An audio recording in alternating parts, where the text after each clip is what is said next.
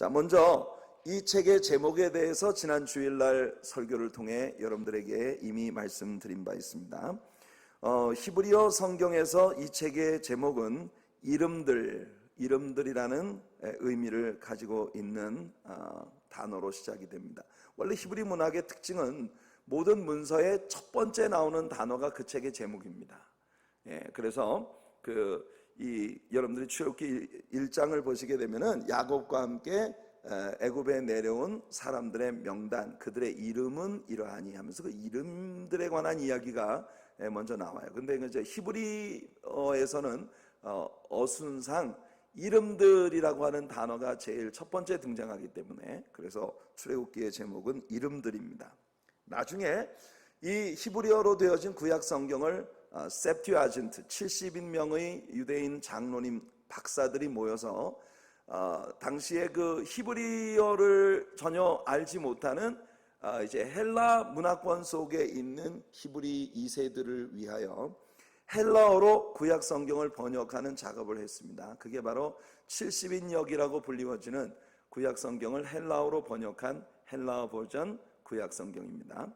그 70인역 헬라어 번역 성경의 제목들이 사실은 오늘날 영어 성경의 제목들로 음역이 되어져서 사용이 되고 우리가 사용하고 있는 성경의 제목들은 바로 그런 과정을 거쳐서 우리들에게 전해진 것이죠. 그래서 이 70인역 헬라어 번역 성경에서 이 출애굽기라고 하는 책을 엑소도스라고 하는 그 헬라어로 제목을 붙였고 그것이 출애굽기의 제목이 된 것입니다. 이 엑소도스라고 하는 말은 the way out, 나가는 길, exit, 이 탈출구 뭐 이런 의미를 가지고 있는 그런 단어입니다. 엑소더스. 주일날에도 말씀드렸습니다마는 신약 성경은 헬라어로 되어진 책이기 때문에 신약 성경 헬라어에서 엑소더스라고 하는 단어가 두 번 사용이 되어졌는데요. 그 하나가 누가복음 9장 31절에서 우리 예수님이 변화산에서 하늘에서 내려온 엘리야와 모세와 함께 대화를 나누실 때에 그 세 분이 예수님이 예루살렘에 올라가셔서 별세하실 것에 관하여 이야기를 했다고 할 때 그 별세가 엑소더스입니다. 예수님이 죽으시는 그 죽으심. 자, 예수님의 죽으심은 단순한 한 사람의 죽음이 아니라 인류의 모든 죄를 구속하기 위하여 인류를 모든 영원한 멸망으로부터 탈출하여 영원한 구원에 이르게 만들기 위한 구속의 죽음이기 때문에 그래서 예수 그리스도의 죽으심을 의미하는 그런 단어로서의 엑소더스의 개념은 바로 인류의 구속을 위한 예수 그리스도의 죽으심, 바로 인류의 구속을 보여주는 그런 의미가 있는 예수님의 죽으심을 의미하는 단어로 쓰여진 것입니다.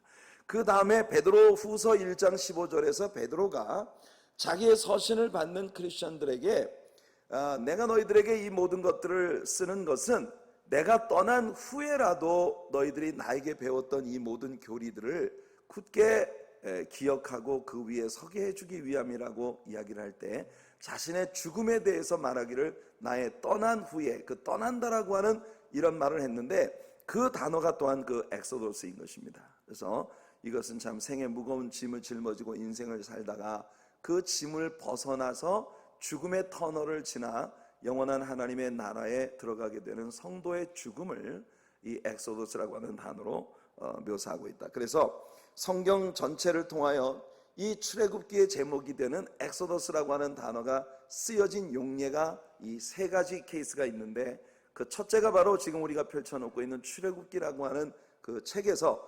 애굽으로부터 탈출하여 하나님의 약속을 땅 향해 나아가는 이스라엘 백성들이 애굽에서 나가는 일을 의미하는 엑소더스라고 하는 단어가 첫 번째 쓰여진 것이고 그 다음에 예수 그리스도의 구속의 죽으심 그리고 우리 그리스도를 믿고 구원받은 하나님의 자녀들이 육체를 벗어나서 영원한 하나님의 나라에 들어가게 되는 신자의 죽음을 나타내는 그런 의미로 쓰여졌다는 것입니다. 자, 출애굽기의 저자는 누구일까요? 출애굽기의 저자가 누군가에 대하여 오늘날 이제 상당히 이 성경의 비평적 시각을 가지고 보고 있는 성서 비평가들, 고등 비평가들 이런 그 학자들에 의해서 출애굽기의 저자가 모세가 아닌 다른 사람이라는 많은 논리들이 전개되고 있습니다만은 저는 출애굽기의 저자가 모세라고 하는 사실에 대해서 전혀 의심을 하지 않습니다. 이유가 뭐냐면 신약 성경에서 예수님께서 모세 오경의 저자가 모세라고 하는 것을 말씀하고 계시기 때문인 것입니다. 저는 이 세상에 아무리 훌륭한 신학자가 있다 하더라도 예수님보다 더 유능한 신학자는 저는 없다고 생각해요. 신학이라고 하는 게 뭡니까? theology라고 하는 것은 그 데오스에 대한 로기, 데오스에 대한 학문이 바로 신학입니다. 근데 데오스에 대한 학문을 데오스 자신인 예수님보다 더 잘하는 사람이 누가 있겠어요? 그러니까 저는 세상에 아무리 공부를 많이 한 탁월한 신학자가 있다 하더라도 예수님보다 더 유능한 사람은 이 세상에 없다고 믿습니다. 따라서 신약 성경에서 예수님께서 이 모세 오경의 저작이 모세의 저술이라고 하는 것을 인정하고 계시기 때문에 저는 출애굽기의 저자가 모세라고 하는 사실에 대해서 추호의 의심도 가질 필요가 없다고 생각을 합니다. 자, 하나님께서는 우리들에게 이 출애굽기라고 하는 책을 왜 주셨을까요? 출애굽기를 우리에게 주신 목적에 대하여 우리가 한번 생각을 해보죠. 창세기는 우리가 이미 배운 대로 The Book of Beginnings, 시작들의 책이라고 했습니다. 창세기 안에는 많은 것들의 시작이 기술되고 있어요.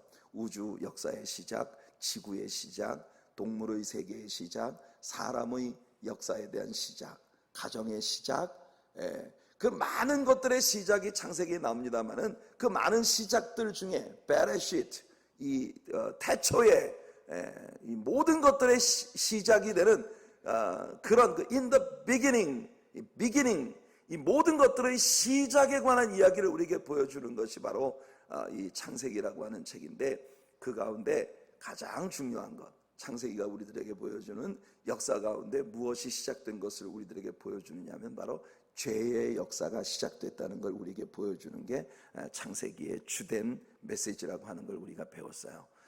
창세기 1장과 2장에서 천지창조에 관한 이야기가 나오고 난 다음에 3장에 들어가면서 인간이 바로 타락해버립니다.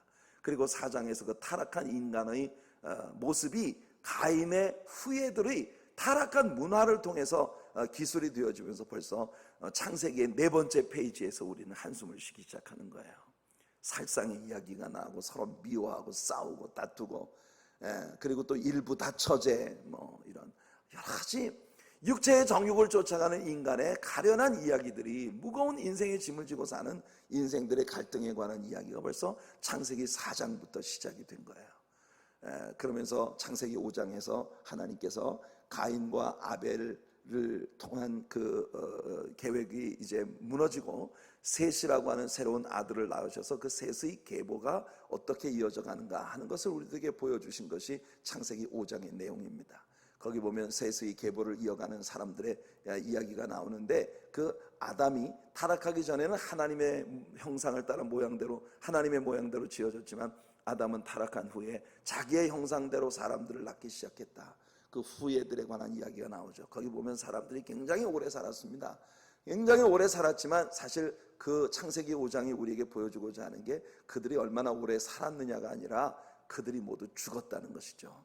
이것은 선악을 알게 하는 나무의 열매를 먹으면 너희가 정령 죽으리라는 하나님의 말씀이 실현되었다는 것을 우리에게 보여주는 거예요. 그런데 놀랍게도 그 음산한 공동묘지의 묘비명들을 읽고 있는 것 같은 그런 그 암울한 창세기 5장에서 한 줄기 빛처럼 정말 하나님과 의미 있는 교제를 함께하며 살고 하나님께서 이 땅에서 죽음을 보지 않고 데려가신 에녹이라는 인물에 관한 이야기가 창세기 5장에 등장하는 것을 봅니다. 그 에녹의 스토리가 있고 난 다음에 6장에 들어가면서 인간의 타락이 점점 더 심화되어져. 그래서 세상에 죄악이 꽉 들어찼다. 죄악이 관영하고 결국은 하나님께서 인간을 지면에서 쓸어버리려는 심판의 계획이 시작되는 것을 봅니다. 그래서 9장까지 노아의 홍수에 관한 이야기가 나오죠. 그 노아의 홍수에 관한 모든 스토리가 끝나고 난 다음에 노아가 방주에서 나와서 하나님 앞에 제사를 드릴 때 우리는 바야흐로 다시금 로맨틱한 하나님의 의인의 역사가 시작되나 보다 하는 기대를 잠못 가질 수 있었습니다만, 놀랍게도 그 홍수에서 살아남은 노아의 집안에 또다시 죄악의 히스토리가 시작되는 모습이 우리들에게 보여주고 있었던 것이에요. 그래서 10장과 11장을 보게 되면 노아의 후손의 계보가 나오고 거기서 바로 역사를 두고 하나님께 도전하는 바벨론 종교의 원형을 이룬 고대 바벨론의 씨앗이 되는 니므랏이라고 하는 한 후손이 이 땅에 탄생하는 모습이 나오고, 그를 중심으로 해서 이 세상에서 바벨탑을 쌓아 하나님께 도전하려는 인간의 죄악이 계속되는 걸 봅니다. 그래서 이 스토리들을 통해 우리가 배우는 게 뭐냐면, 죄의 문제는 인간에게 우리가 생각하는 것보다 훨씬 더 심각하고 집요한 그런 열매를 가지고 있다고 하는 것을 우리에게 보여주는 것이에요. 그래서 하나님께서는 죄의 문제는 심판이라는 방법으로는 절대 해결될 수 없다. 그래서 하나님께서 이 땅에 메시아를 보내셔서 인류의 죄를 짊어지시고 십자가에 죽으시기 위하여 메시아를 이 땅에 보내시기 위한 계보를 시작하신 것인데, 그게 바로 창세기 12장에 아브라함을 갈대아 우르에서 불러내셔서 그 아브라함을 통해서 메시아의 계보를 시작하신 이야기가 창세기 후반부의 내용입니다. 아브라함, 이삭, 야곱, 요셉의 이야기. 그리고 우리가 이제 출애굽기에 들어온 거예요. 그래서 창세기가 무슨 책이냐, 그렇게 누가 여러분들에게 물으면 여러분들은 창세기는 시작들의 책이며 특별히 죄악이 시작된 것을 보여주는 책이다, 이렇게 이야기하면 딩동댕 정답이에요. 그러니까 여러분, 창세기가 무슨 책이냐, 창세기는 천지창조의 이야기를 담고 있는 책이다 이러면 여러분들 10점. 왜냐하면 창세기가 하나님의 창조에 관한 이야기가 들어있는 책이긴 해요. 그러나 그건 극히 적은 일입니다. 50장 가운데서 오직 2장만이 하나님의 창조의 역사에 관한 이야기고, 나머지는 전부 죄 문제에 대한 우리 하나님의 이야기들이 창세기를 꽉 채우고 있는 겁니다. 그래서 창세기는 죄에 대한 것을 우리에게 보여주는 책이에요. 그래서 창세기가 무슨 책이냐, 그러면 창세기는 The Book of Beginnings, 시작들의 책인데, 무엇보다도 Beginning of Sin, 죄의 시작을 우리들에게 보여주는 책이다. 이러면 10점 만점에 10점 이렇게 되는 겁니다. 아시겠죠? 예. 자, 그러면 두 번째 책인 출애굽기는 우리에게 뭘 보여주느냐, 창세기에서 시작된 그 끈질기고 집요한 효과를 가지고 있는 죄로부터 인간이 어떻게 구속함을 받을 수 있느냐, 이걸 보여주는 게 두 번째 책인 출애굽기의 내용이에요. 예, 아주 흥미진진하지 않습니까? 그 깊이 정말 집요한 뿌리를 내린 죄 문제를 어떻게 하나님께서 해결해 주시고 우리를 죄로부터 구속해 주시느냐, 이걸 보여주는 게 출애굽기예요. 그래서 출애굽기는 무슨 책이냐 하고 물으시면 The Book of Redemption, 구속의 책이다, 이렇게 이야기하면 10점 만점에 10점. 아멘. 네. 자, 이 책은 애굽으로부터의 이스라엘의 구원을 보여주고, 또한 히브리 민족의 형성사와 그들의 제사와 절기의 유래들을 우리들에게 보여주는 책입니다. 이 내용들은 바로 십자가에서 피로 값주고 사신 우리 모두를 구속하시기 위해 십자가에 피 흘려 죽으신 예수 그리스도의 구속사를 예표하고 있는 그림이에요. 출애굽기 가운데에는 대단히 많은 그리스도의 모형들이 나옵니다.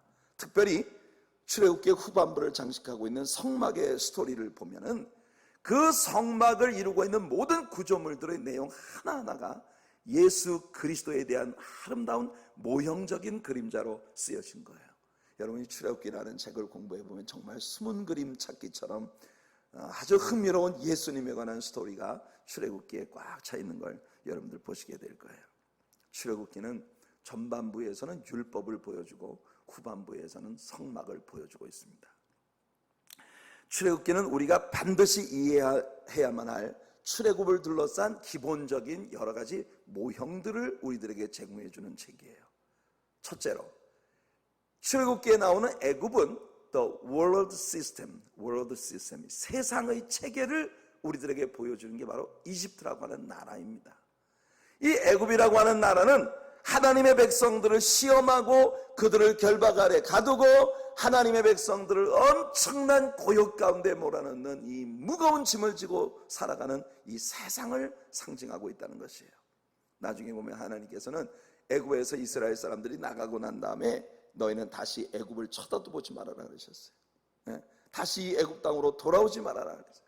한국에서 군대 생활을 한 모든 남자들이 논산훈련소 쪽은 쳐다보고 뒤는 얘기하지 않겠어요. 다시는 아주 자기가 군대 생활을 했던 그쪽은 쳐다도 보고 싶지 않다, 이런 그 이야기를 하는데, 하나님께서는 애굽에서 떠나고 난 후에 이스라엘 사람들한테 애굽으로 다시 돌아가지 말아라, 그렇게 말씀하셨어요. 근데 참 불행하게도 애굽으로 다시 돌아가지 말라는 하나님의 명령을 보기 좋게 어긴 사람이 솔로몬입니다. 솔로몬은 자기 시대에 말들을 많이 두어서 그 당시에 말에 좋은 종자를 얻으려면 애굽으로 가야만 됐기 때문에 애굽으로 이스라엘 사람들을 많이 들여보냈어요. 하나님께서 정말 기뻐하지 않으시는 그런 일들을 솔로몬이 많이 했는데, 어찌됐든 애굽은 바로 세상입니다. 여러분, 세상에서 한번 구원받고 떠났으면 다시는 세상 쪽은 쳐다도 보지 마시기 바랍니다. 아멘. 하나님의 나라에는 재미있는 게 많아요. 하나님의 나라에는 정말 진정한 은혜와 평안과 기쁨과 행복의 요소가 되는 모든 것들이 있습니다. 그러니 여러분들의 시야는 이제 더 이상 세상을 향하지 아니하고 하나님의 나라를 향하는 여러분들 되시길 축복합니다. 그 다음에 두 번째로 이 출애굽기에 나오는 두 번째 모형은 뭐냐면 바로입니다. 바로는 King of the World, 이 세상의 왕이에요. 누굽니까? Satan, 사탄을. 그러니까 바로 왕은 사탄을 상징적으로 보여주는 모형입니다. 하나님의 백성들에게 자기를 경배하며 그렇게 하나님에게 도전하도록 요구하고, 하나님의 백성들을 자기의 노예로 삼으려고 하는 그런 존재가 바로 사탄이죠. 그 다음에 출애굽기에 나오는 세 번째 모형은 이스라엘이라고 하는 나라입니다. 이스라엘은 교회의 모형이에요. 세상의 결박으로부터 해방되어 순례자의 길을 가며 하나님의 보호하심을 받는 백성들, 나그네로 세상을 살아가는 그런 이스라엘이라고 하는 공동체는 오늘 이 세상에 존재하고 있는 교회를 영적으로 보여주는 그림이라는 거예요. 그래서 사도행전에 보면은 구약의 광야를 지나가던 이스라엘 나라를 광야 교회라고 부르고 있었던 걸 우리가 배웠지 않습니까? 네. 그 다음에 네 번째 출애굽기에 나오는 모형적 그림은 뭐냐? 바로 모세입니다.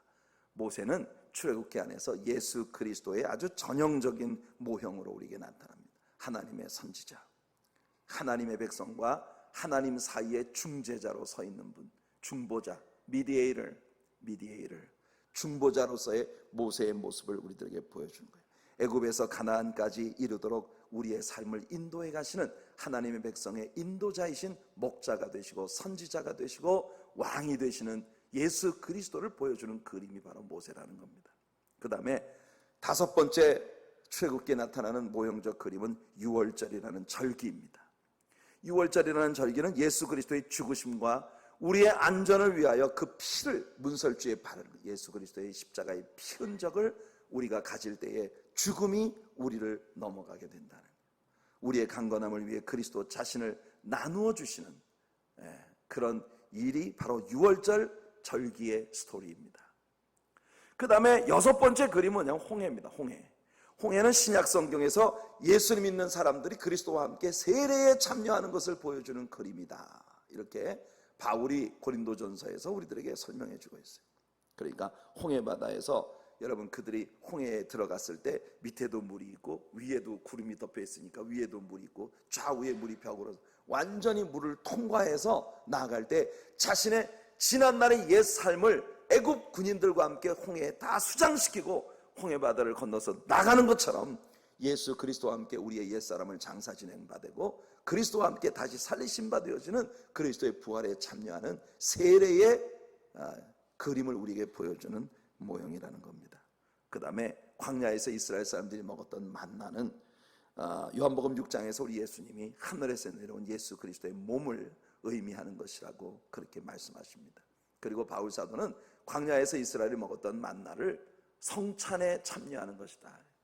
홍해에서 세례를 받고 반석에 솟아나는 생수와 하늘에서 내려온 만나를 먹은 것은 성찬을 광야에서 경험한 것과 같다, 이렇게 말을 합니다. 그 다음에 여덟 번째 그림은 매를 맞아서 이 모세의 지팡이로 맞아가지고 깨어지면서 생수가 터져나오게 만들었던 한 반석입니다. 이 반석은 고린도전서 10장에서 바울이 말하기를 그들을 따르는 반석으로부터 생수를 마셨으니 이 반석은 곧 그리스도시니라. 이 반석 또한 예수 그리스도의 모형적인 그림이라는 것입니다. 그 다음에 아홉 번째 이스라엘 사람들이 홍해를 건너자마자 르비딘 광야에서 마주쳤던 아말렉이라고 하는 이 사람들, 이 아말렉 족속은 육체의 모형입니다.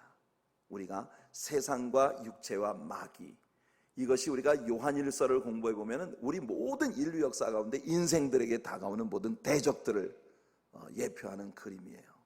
모니터를 조금만 더 올려줄 수 있을까요?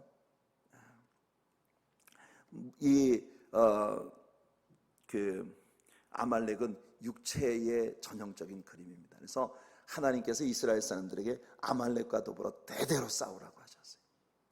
우리는 나중에 사무엘상 15장을 보면 하나님께서 사울 왕에게 주셨던 마지막 숙제가 아말렉을 완전히 섬멸하는 것이었지 않습니까?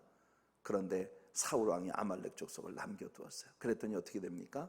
아말렉이 완전히 패전한 것처럼 보였는데 그 남아있었던 아각 왕족들 가운데서 후손들이 나와가지고 그 중에 하만이라는 자가 페르시아의 127개 프로빈스 안에 있는 모든 유대인들을 한날 한시에 죽일 수 있는 그런 무서운 사람이 거기서 나온 겁니다. 그래서 육체는 남겨두면 거기서 정말 불의한 것이 자라게 되는 거예요.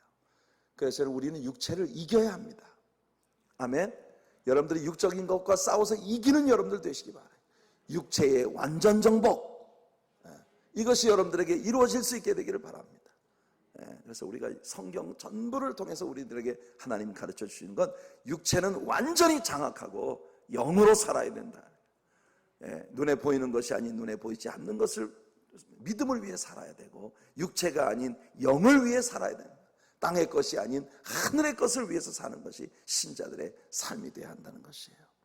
그 다음에 이스라엘 사람들의 광야 생활을 모두 마치고 건넜던 요단강은 바로 성령 세례의 모형을 우리들에게 보여주는 것이다. 이제 완전히 우리의 전 인격을 성령님께 승복하고, 그리고 하나님께 복종하는 말씀을 실현하는 삶을 향해 나가는 게 바로 요단강을 건너 가나안 땅에 들어가는 것이에요. 다시 한번 여러분들에게 말씀드립니다마는 가나안은 천국의 그림이 아닙니다. 많은 사람들이 요단강 건너가서 가나안 복지 귀한 성에 들어가려고, 그 가나안 복지라는 것이 천국을 의미하는 것이라고 많은 사람들이 생각해요. 그러나 가나안은 천국이 아닙니다. 가나안이 천국의 모형이라면 가나안 땅에서는 더 이상 전쟁이 없어야 돼요. 그리고 가나안 땅에서는 더 이상 실패가 없어야 되고 눈물이 없어야 돼요. 근데 가나안 땅은요, 무지하게 많은 실패와 아픔의 스토리로 가득한 곳입니다. 그러나 광야 생활과 가나안 생활의 극명한 차이점이 있어요. 그게 뭐냐면 광야에서는 싸워서 이겨도 내 거 되는 게 하나도 없었어요. 그러나 가나안 땅에서는 싸워서 정복하면 그게 전부 기업으로 내가 하나님께 상급으로 받을 수 있는 것이에요. 그러니까 가나안에서의 삶은 우리들에게 뭘 보여주느냐면 성령 세례를 받고 난 후에 하나님께 완전히 승복되어진 복종하는 삶을 통하여 놀라운 승리의 열매들을 누리는 그런 하나님의 사람이 되는 것. 출애굽기를 공부하면서 여러분들에게 이런 기대가 넘쳐나게 되기를 예수님 이름으로 축복해 드립니다. 아멘. 자, 그 다음에 출애굽기를 통해서 우리가 절대로 놓쳐서는 안 되는 아주 중요한 한 가지 일, 그건 뭐냐면 모세와 예수 그리스도를 비교해 보는 일입니다. 우리는 모세의 삶을 통해서 그리스도와의 유사점을 너무나 많이 발견할 수 있어요. 첫째, 오피스. 그 직무에 있어서 모세는 예수님과 아주 유사한 자입니다. 모세는 선지자였어요. 사도행전 3장 22절에도 보면은 모세를 선지자라고 부르고, 너희 가운데 나 같은 선지자 하나를 세울 것이니, 또 모세는 제사장이었습니다. 시편 99편 6절에 보면 그 제사장 중에는 모세와 아론이요. 모세는 이스라엘의 전체적 지도자였지만 그도 레위 지파 사람이었고, 모세도 하나님께 제사를 드릴 수 있는 특권이 있었던 일종의 제사장이었어요. 선지자이면서 또한 제사장이었던 사람. 예수 그리스도는 히브리서 7장 24절에 그는 영원히 계심으로 그 제사 직분도 갈리지 아니한다. 그는 우리의 영원한 대제사장이시라는 것을 히브리서 기자가 선포하고 있는 것이에요. 그 다음에 모세는 종이었습니다. 종. 하나님께서는 모세를 그 종 모세와 그 택하신 아론을 보내시니 모세를 하나님이 종으로 삼으셨다. 그런데 예수 그리스도는 신약 성경에서 보라 나의 택한 종, 곧 내 마음에 기뻐하는 바 나의 사랑하는 자로다, 이렇게 예수님을 부르시는 우리 하나님의 음성을 듣습니다. 또한 모세는 목자입니다. 목자. 모세는 장인 미디안 제사장의 양무리를 치던 가운데 하나님을 만났습니다마는 그 양무리를 먹이는 작은 목자에서부터 온 이스라엘 백성들을 이끌어가는 이스라엘의 목자가 되기 위하여 하나님께 부름을 받은 사람. 그런데 요한복음 10장에 보면 우리 예수님께서 나는 선한 목자라, I am the good shepherd, 나는 선한 목자라 이렇게 말씀하시는 예수님의 말씀을 우리가 봅니다. 또한 아까도 이미 말했습니다는 모세는 하나님과 이스라엘 백성 사이의 중보자로 하나님께 나갔어요. 이스라엘 백성들은 모세가 성막으로 들어가는 것을 볼 때마다 그 성막문에서 모세가 마치 친구가 친구와 더불어 이야기하는 것처럼 하나님과 대화하는 그런 모세의 모습을 보았다고 출애굽기 33장이 우리에게 들려주고 있습니다. 디모데전서 2장 5절에서 바울은 말하기를 하나님은 한 분이시요 또 하나님과 사람 사이의 중보도 한 분이시니 곧 사람이신 그리스도 예수라. 예수님은 중보자이십니다.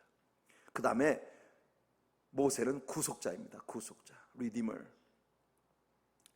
사도행전 7장 35절에서 천사의 손을 의탁하여 관원과 속량하는 자로 모세를 애굽에서 학대받는 이스라엘 백성들에게 보내셨다고 말해서 속량하는 자, 리디머, 구속자로 보내셨다는 것입니다. 그런데 예수 그리스도는 바로 우리의 영원한 죄를 우리를 구속해 주시는 구속자 아니겠습니까? 또한 성품에 있어서 예수님을 꼭 닮은 사람이었어요. 우리 지난 주일 설교에서도 얘기했습니다만 모세는 온유함이 지면의 모든 사람보다 승했다는 것이 성경의 선포입니다. 그런데 예수님도 직접 말씀하시기를 나는 마음이 온유하고 겸손하니 내게 나와 배우라. 그러면 너희 마음이 쉼을 얻으리니. 여러분, 예수님은 나는 마음이 온유하고 겸손하니 나의 멍에를 베고 내게 배워라. 그렇게 말씀하시고 계세요. 그 다음에 모세는 순종하는 사람이었고 말과 행동이 능했던 사람이었다고 말을 했어요. 예수 그리스도도 안식일날 회당에 들어가셔서 말씀을 증거하실 때 이 사람이 어디서 이런 것을 얻었느냐? 이 사람이 받은 지혜와 그 손으로 이루시는 이런 권능이 어찌 됨이냐? 사람들을 깜짝 놀라게 한 것이 하나님께 순종하는 예수 그리스도의 삶에서 나타나는 놀라운 말과 행동의 능함을 인하여 사람들이 놀랐다는 것입니다. 약사, 히스토리. 모세와 예수 그리스도는 삶의 히스토리가 비슷합니다. 애굽에서 태어나서 살상의 위기에 놓여 있었던 모세처럼 예수님도 베들레헴에서 태어나자마자 살상의 위기에 직면하여 하나님의 특별한 간섭하심으로 애굽 땅으로 피신을 내려가신 예수 그리스도의 모습을 봅니다. 애굽에서 통치자 노릇하는 것보다 하나님 백성과 함께 고난받는 쪽을 택했던 그런 모세의 삶은 우리 하나님의 나라의 영원한 것을 위하여 스스로 자기를 비우사 자기를 낮추시고 종의 형체를 가지고 이 땅에 오셔서 사람의 모양으로 죽기까지 복종하신 예수 그리스도의 낮아지심, 빌립보서 2장에서 바울이 선포했던 그 낮아지심을 우리들에게 보여주는 그림이었던 것입니다. 모세가 첫 번째 그 형제들에게 왔을 때 모세는 배척을 당했는데 두 번째 왔을 때 모세는 이스라엘의 구원자로 이스라엘을 이끌 수 있었습니다. 우리 예수님도 첫 번째 오셨을 때는 그 형제 이스라엘 백성들에게 배척을 받으셨으나 재림 예수로 이 땅에 다시 오실 때 그는 모든 유대인들에게 메시아로 각광을 받으며 이스라엘 백성들을 죄에서 구속하시는 그들의 메시아로서의 마지막 길을 하실 것입니다. 모세는 유월절 어린 양의 피로 말미암아 백성들을 구속했습니다. 예수 그리스도도 유월절 어린 양이 되셔서 그의 피로 말미암아 그를 믿는 백성들을 구속해내셨어요. 모세는 백성들을 인도했고 먹였고 그들의 짐을 대신 져주었습니다. 모세는 이스라엘 백성들을 약속의 땅으로 데리고 들어가지 못했고 그 뒤를 이어 여호수아가 그 일을 완전히 마무리 지었습니다. 예수 그리스도 역시 하나님 백성들을 인도하시고 먹여주시고 그 짐을 대신 져주시는 축복의 주님이십니다. 모세는 실패했으나 예수 그리스도는 신약의 여호수아로서 우리 영적인 이스라엘은 하나님 백성들을 하나님의 축복의 땅으로 완전히 인도해 가시는데 성공하시는 분이시라는 걸 믿으시기를 축복합니다.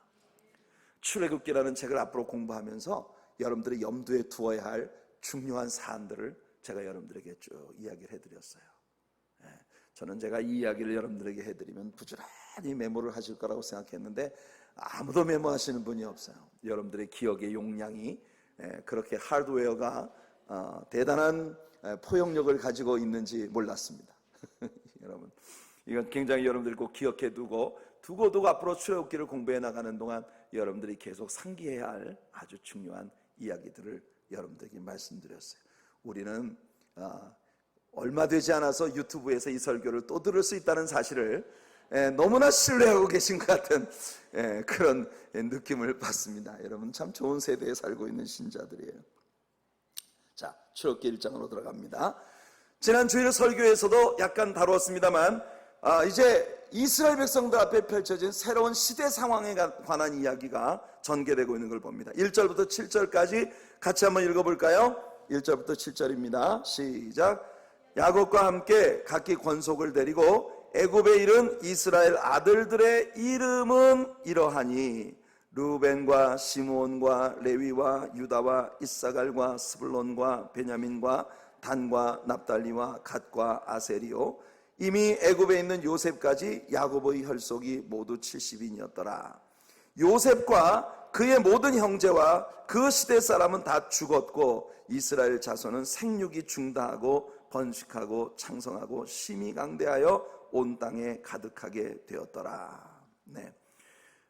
이 출애굽기라고 하는 책은요, 우리말에는 번역이 되지 않았지만 영어 성경들을 보면은 now라고 하는 접속사로 시작이 되고 있는 것을 볼 수 있습니다. 그리고 now, 여기서 now는 이제라고 하는 의미가 아니라 그리고라고 하는 and와 같은 개념을 가진 접속사로 쓰여진 것이에요. 여러분, 이 접속사를 통해서 우리가 배우게 되는 것이 뭐냐면은 모세오경의 5개의 두루마리는 본래 처음에는 하나의 스토리로 쭉 연결되어 있었던 책이라고 하는 것을 우리들에게 보여주는 것입니다. 모세오경은 처음에 모두 한 권으로 되어 있었어요. 원문 성경은 사실상 장절의 구분이 전혀 없었다는 것을 우리 제자학교 공부하시는 분들은 배웠습니다. 15세기 즉 종교 개혁 시대에 와서야 비로소 성도들의 이해를 완전히 돕기 위해서 책과 장절의 구분이 명확하게 생겨나게 되었다는 것입니다. 모세는 자신이 살아있었던 그 시대까지 여기저기 널려 있었던 여러 자료를 모아서 창세기를 기록했고 이제 자신의 삶의 체험을 담은 출애굽기를 기록하고 있는 것입니다. 이때는 요셉이 죽은 후로 300년가량의 시간이 지나간 후이므로 모세가 그 37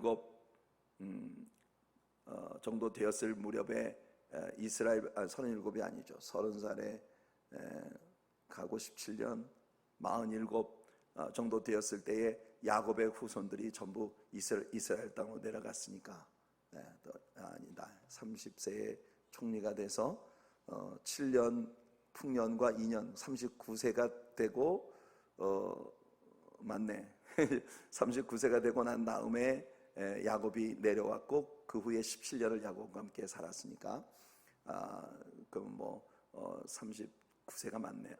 어떻게 된? 39세가 맞죠? 39세 때 이스라엘이 애굽 땅으로 내려왔으니까 이제 그때로부터 야곱과 함께 살았던 시간들 그리고 또 요셉이 110세에 죽었나요? 그러니까 그때까지 남아있는 시간들 이런 모든 것들을 다 포함하면 한 400년 정도 이스라엘이 애굽 땅에 거주한 것으로 성경이 이야기하고 있으니까 요셉이 죽고 난 후에도 약 한 300년 정도의 기간에 요셉이 죽고 난 이후에 이스라엘 백성들이 애굽 땅에 살았다는 걸 우리에게 보여줍니다. 그러니까 이것은 창세기의 마지막 장과 출애굽기의 첫 장이 and라고 하는 개념을 가진 now 이런 그 접속사로 시작이 되고는 있지만 사실상 약 한 300년 정도의 갭을 창세기의 마지막 장과 출애굽기의 첫 장이 가지고 있다는 것을 우리들이 염두에 두어야 합니다. 자, 창세기 15장 13절로 16절까지 나타난 아브라함에 대한 하나님의 약속의 성취가 사실은 오늘 우리가 읽은 1절부터 7절까지 말씀 속에서 이루어지고 있다는 것이에요. 창세기 15장 참고로 13절부터 16절까지 말씀을 여러분들에게 읽어드릴게요. 여호와께서 아브라함에게 이르시되 너는 정령이 알라 내 자손이 이방에서 객이 되어 그들을 섬기겠고 그들은 400년 동안 내 자손을 괴롭게 하리니 그 섬기는 나라를 내가 징치할지며 그 후에 내 자손이 큰 재물을 이끌고 나오리라. 너는 장수하다가 평안히 조상에게로 돌아가 장사될 것이요 내 자손은 4대 만에 이 땅으로 돌아오리니 이는 아모리 족속의 죄악이 아직 관영치 아니함이니라. 하나님은 이 말씀을 통해서 이스라엘 후손들이 애굽에서 박해를 받을 뿐만 아니라 혈속이 대단히 번창하게 되어 한 국가를 이루게 되리라는 브엘세바에서 야곱의 제사에 나타나셔서 주셨던 그 약속을 성취시키실 것을 하나님께서 아브라함에게 이미 말씀하셨다는 거예요. 여러분 기억나시죠? 브엘세바에서 야곱이 하나님 앞에 여러 차례 제사를 드렸다는 걸 그때 하나님께서 야곱에게 나타나셔서 말씀하셨습니다. 창세기 46장 3절을 보시면 나는 하나님이라 내 아비의 하나님이니 애굽으로 내려가기를 두려워 말라. 내가 거기서 너로 큰 민족을 이루게 하리라.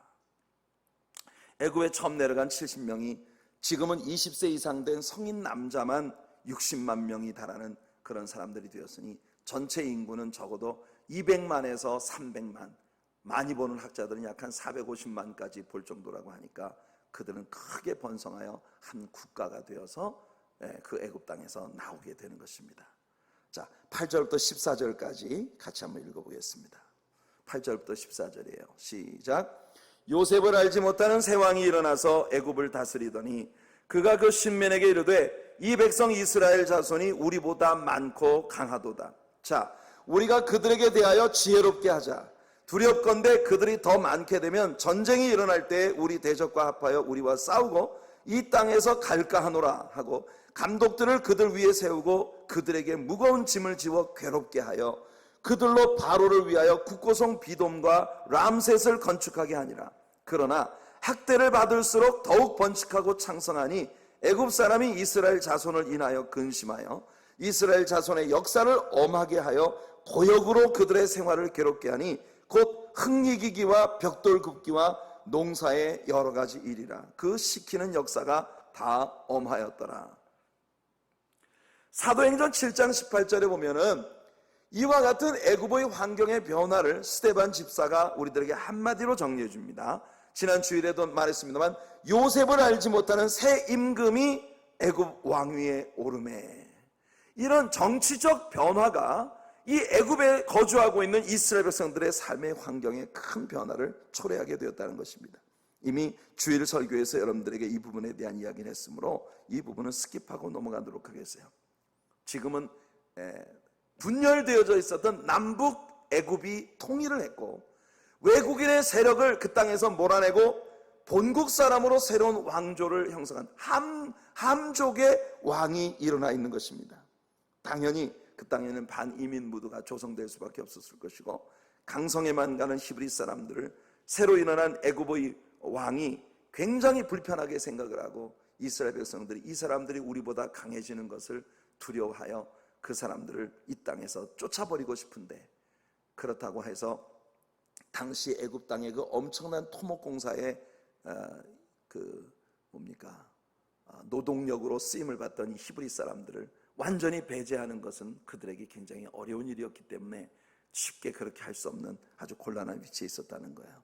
그래서 우리가 지금 출애굽기에서 읽은 것처럼 농사 짓는 일, 람세스의 성을 건축하는 일, 국고성 비돔을 세우는 일, 그 외에도 여러 이제 파라오들을 위한 어떤 그 피라미드를 만든다든지 이와 같은 어마어마한 구조물들을 건축하는 일에 히브리 노예들을 아주 혹독하게 썼다고 하는 것을 우리들에게 보여주고 있는 것입니다. 지난 주일에도 얘기했습니다만 여기서 우리가 한 가지 받는 영적인 레슨이 있어야 합니다. 뭐냐면은 사실 어떻게 보면 이스라엘 사람들이 애굽 땅에서 상당 부분 자리 잡고 굉장히 살만한 그런 환경 속에서 살고 있었을 것이라는 것이죠. 그런데 하나님께서 갑자기 그들을 알지 못하는 새로운 바로가 일어나게 하셔서 그 바로 왕으로 하여금 애굽에서의 삶이 아주 불편하기 이를 데 없는 가시돋친 둥지 같은 그런 곳이 되게 만드셨다는 거예요. 그 이유가 뭐냐면 이제는 애굽에서 나가야 될 때가 됐기 때문이라는 겁니다. 여러분들이 그죠? 항상 하나님께서 여러분들을 오냐오냐 하시고 편안한 가운데 안주할 수 있는 그런 삶으로 인도해 주시는 것을 여러분들은 모두 원하시지만, 어떤 때는 하나님께서 우리들에게 내가 진짜 지금까지 편안하게 안주하고 있던 둥지에 갑자기 가시가 돋쳐서 사방에서 나를 찌르며 나를 괴롭게 하는 그런 일들이 우리에게 다가올 때가 있다는 거예요.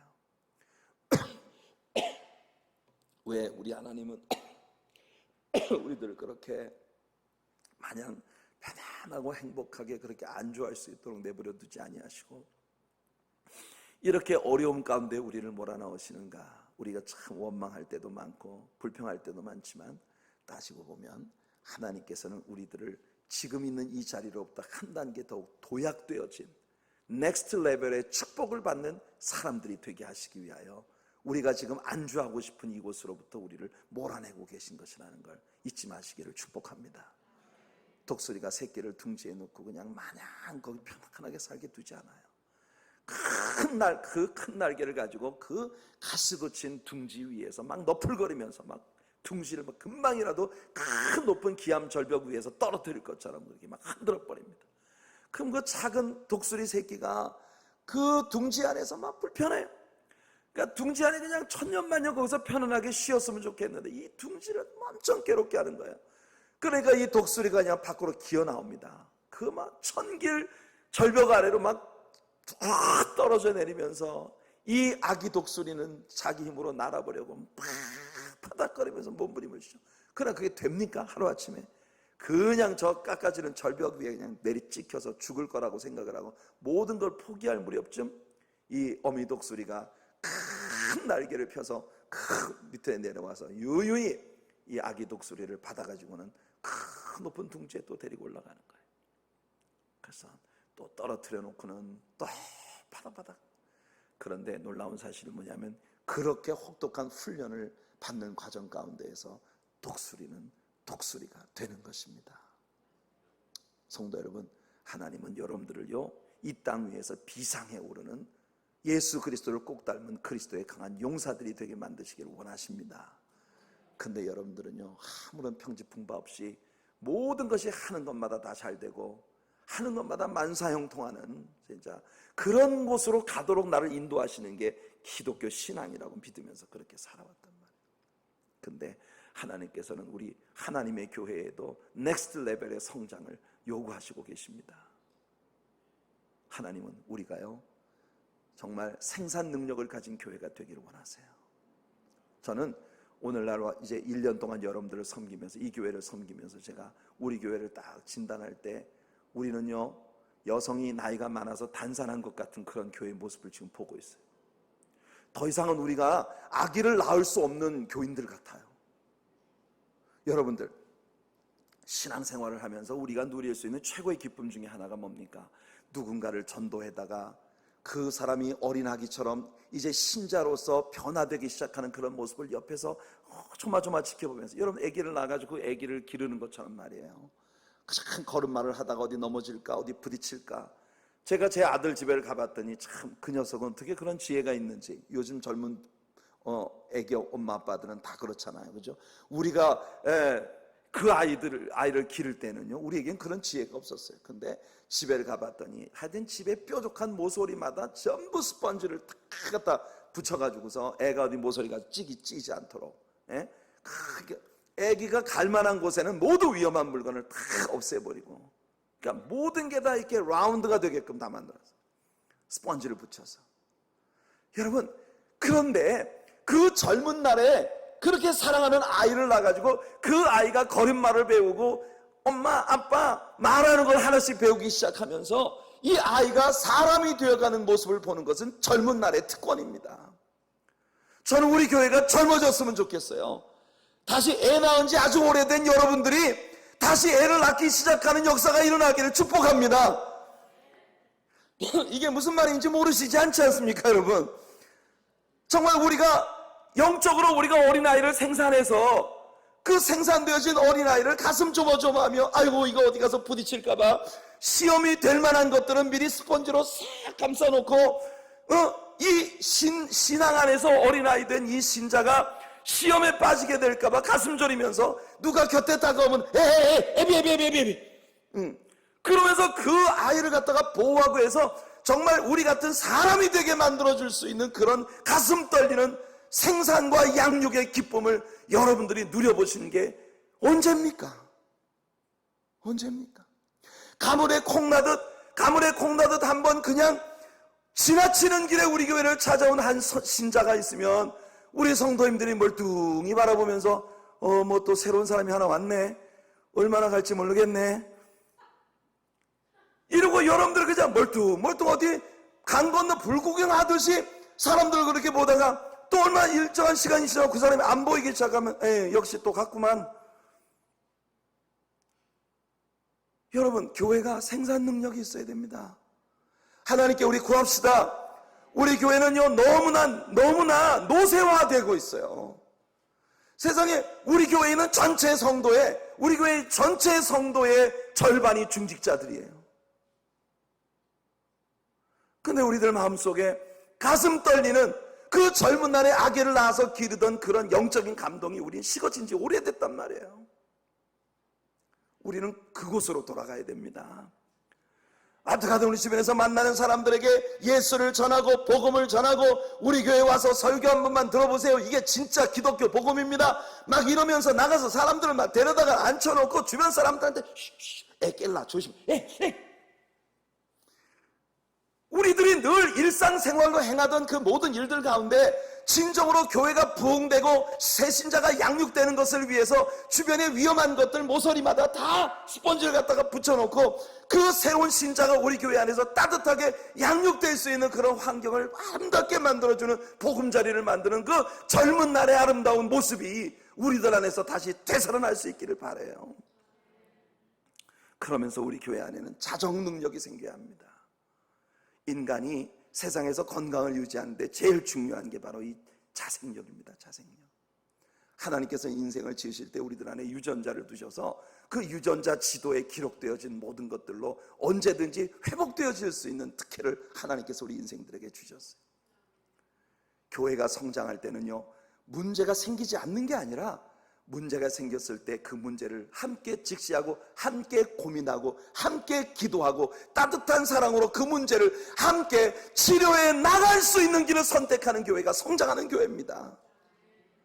무슨 문제든 크고 작은 큰 문제든 작은 문제든 뭔가 하면 생겼다면 도대체 해결이 안 되고 계속해서 여기 종기나고 저기 터지고 여기 골마 터지고 이런 상처들을 그대로 껴안은 채로 그냥 그 상처가 굳어져 가지고 이게 나중에 우리 신체의 일부가 되어버린 이런 모습으로 우리 계속 가서는 안 된다는 거예요.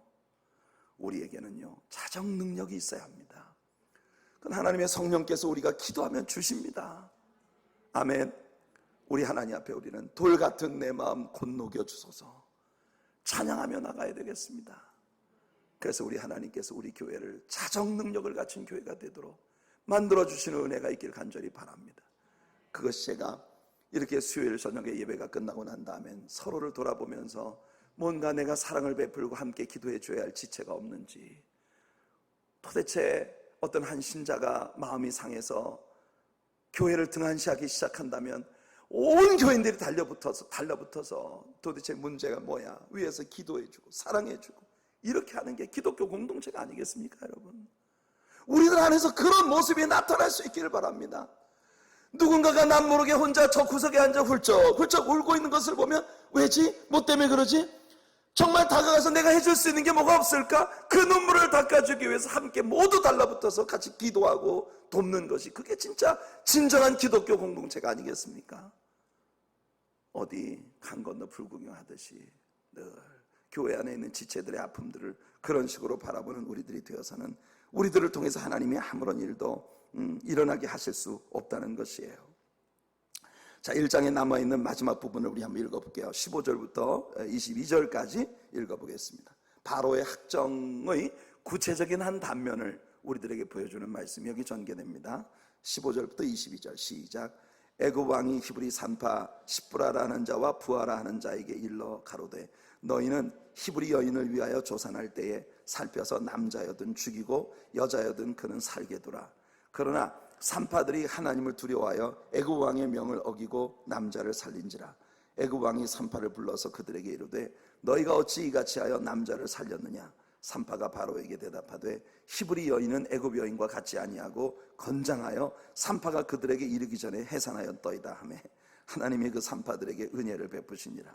백성은 생육이 번성하고 심히 강대하며 산파는 하나님을 경외하였으므로 하나님이 그들의 집을 왕성케 하신지라. 그러므로 바로가 그 모든 신민에게 명하여 가로되 남자가 나거든 너희는 그를 하수에 던지고 여자여든 살리라 하였더라. 히브리인을 멸절시키려는 사탄의 계획, 바로는 사탄의 상징이라고 이미 배웠습니다. 당연히 사탄은 이 땅에 메시아가 오시는 것을 방해하기 위하여 메시아가 오시기 전에 히브리인들을 멸절시키려고는 수없이 많은 계획들을 가져왔던 것이에요. 나중에 사탄은 헤롯을 사용해서 2세 미만의 남자아이들을 모조리 학살시키는 일들을 합니다. 그러나 하나님은 사탄이 이와 같은 괴계를 꾸밀 때마다 개입하셔서 히브리 민족들에게 승리를 주셨습니다. 자, 오늘 우리가 읽은 이 말씀에서는 히브리 산파들을 사용하고 계신 하나님 모습을 봅니다. 시프라라고 하는 여자의 이름의 뜻은 뷰티, 아름답다는 뜻이에요. 뷰티. 시프라라고 하는 이름은 뷰티라는 의미를 갖고 있어요. 부아라고 하는 이름은 스플렌더, 아주 탁월하다는 그런 의미를 가지고 있는 이름입니다. 참 그 이름처럼 이 부아와 시프라라고 하는 이 두 여자는 아주 탁월한 그런 아름다움을 가지고 있었던 여인들인 것 같아요. 자, 여러분들에게 퀴즈를 하나 내봅시다. 부아와 시프라가 애굽 왕에게 거짓말을 했어요. 살살. 히브리 남자아이들을 살려주기 위해서 애굽 왕에게 가가지고 아이고 히브리 여자들은요 어찌나 강한지 아이 글쎄 우리가 가보면요 벌써 애기 낳았단게요. 그러면서 히브리 남자아이들을 왜 죽이지 않느냐는 그 왕의 추상 같은 명령을 어기고 있는 것에 대해서 거짓말로 둘러댔단 말이에요. 자, 시프라와 부아의 거짓말은 잘한 일일까요? 잘못한 일일까요? 이게 퀴즈입니다. 자, 부아와 시프라가 바로 왕에게 거짓말을 한 것이 잘한 일이라고 생각하시는 분 한번 손 들어. 잘한 일이라. 그럼 잘못한 일이라고 생각하는 분 손. 죄는 죄다. 어찌되든 거짓말은 거짓말인 것이요. 그러니까 거짓말은 죄다. 우리 이경아 장로님이 손을 드셨는데 한 분. 그럼 이것도 저것도 안 드신 분은 뭐예요? I don't care. 여러분, 저는요 부아와 시프라가 여기서 애굽 왕에게 거짓말을 한 것은 잘한 일이라고 생각합니다. 왜? 거짓말은 거짓말이니까 그것이 죄가 될 수 있겠지만 중요한 사실은 뭐냐면은 히브리 남자애들을 죽이라는 바로의 명령보다 생명들을 존중하라는 하나님의 명령이 더 우선되기 때문에, 아멘. 우리는요 하나님의 법이 모든 법들 위에 있다는 것을 우리는 알아야 합니다. 아멘. 우리는 국가의 법에 순종하도록 되어 있는 사람들이에요. 그러나 국가의 법이 하나님의 법을 어길 때, 하나님의 법과 충돌되어질 때 우리는 목숨을 걸고 하나님의 법을 지켜야 되는 사람들입니다. 아멘. 그러니까 부아와 시프라는 정말 잘한 거예요. 그래서 하나님께서 부아와 시프라를 축복하셨다니까요, 이 장로님. 그렇다고 해서 여러분들이 거짓말을 해도 괜찮다는 이야기는 절대로 아닌 것입니다. 자, 여러분들 그 산헤드린으로부터 위협을 받고 베드로와 요한이 산헤드린을 떠나올 때 그들이 뭐라고 말했습니까? 우리가 하나님의 말을 듣는 것이 너희들의 말을 듣는 것보다 옳지 않느냐. 하나님 앞에서 너희들의 말을 듣는 것이 하나님 말을 듣는 것보다 옳은지 너희들 스스로 판단해라. 바로 그런 케이스죠. 세상의 법이 궁극적으로 하나님과 하나님의 법을 거슬릴 때 신자는 먼저 하나님의 법에 순종하는 것이 맞습니다. 그래서 우리는 하나님 말씀을 열심히 배우고 알아야 되는 거예요. 자, 오늘은 여기까지 하겠습니다. 이제 다음 주에 2장부터 공부를 또 계속해 나가도록 하죠. 자, 우리 찬송 하나 함께 할게요. 난 지극히 작은 자 죄인 중에 괴수, 십자가의 전달자, 우리 같이 한번 찬양하십시다. 우리는 오늘 출애굽기의 서론을 통해서 우리의 구속자 되신 예수 그리스도의 많은 그림자들을 볼 수 있었습니다. 여러분, 기독교 신자의 삶이라고 하는 건 사나 죽으나 내 안에서 예수 그리스도가 존귀케 되는 삶을 사는 자들이고, 예수 그리스도의 십자가를 이 세상에 전달하기 위하여 십자가의 전달자로 이 세상을 살아가는 사람들이 되는 것입니다. 하나님께서 우리들에게 그런 은혜를 부어주시기를 기도하는 마음으로 같이 우리 찬양을 함께 하겠습니다. 난 지극히 작은 자, 죄인 중에 괴수, 무익한 나 부르셔서 간절한 기대와 소망 부끄럽지 않게 십자가 전케 하셨네. 어디든지 가리라, 어디든지 가리라. 주 위에 서라면 나는 전하리 그 십자가. 내 몸에 밴 십자가, 그 보혈의 향기 온 세상 세울 때까지. 살아도 주를 위해, 살아도 주를 위해, 죽어도 주를 위해, 사나 죽으나 난 주의 것. 십자가의 능력, 십자가의 소망, 내 안에 주와 사시는 것. 난 지극히 작은 자, 난 지극히 작은 자, 죄인 중에 괴수, 무익한 나 부르셔서 간절한 기대와 소망 부끄럽지 않게 십자가 전케 하셨네. 어디든지 가리라, 주 위에 서라면 나는 전하리 그 십자가. 내 몸에 밴 십자가, 그 보혈의 향기 온 세상 세울 때까지. 아멘, 할렐루야. 살아도 주를 위해, 죽어도 주를 위해, 사나 죽으나 난 주의 것. 십자가의 보혈, 십자가의 소망 내 안에 주만 사시는 것. 살아도 주를 위해, 살아도 주를 위해, 죽어도 주를 위해, 사나 죽으나 난 주의 것. 십자가의 능력, 십자가의 소망, 내 안에 주만 사시는 것. 살아도 주를 위해, 살아도 주를 위해, 죽어도 주를 위해, 사나 죽으나 난 주의 것. 십자가의 능력, 십자가의 능력, 내 안에 주만.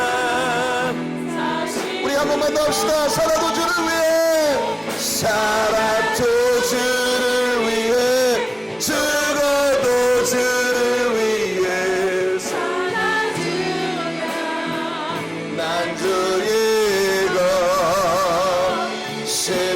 십자가의 능력, 십자가의 소망, 내 안에 주만 사시는 것. 난 지극히 작은 자, 죄인 중에 괴수 무익한 나 부르셔서 간절한 기대와 소망 부끄럽지 않게 십자가 정케 하셨네. 내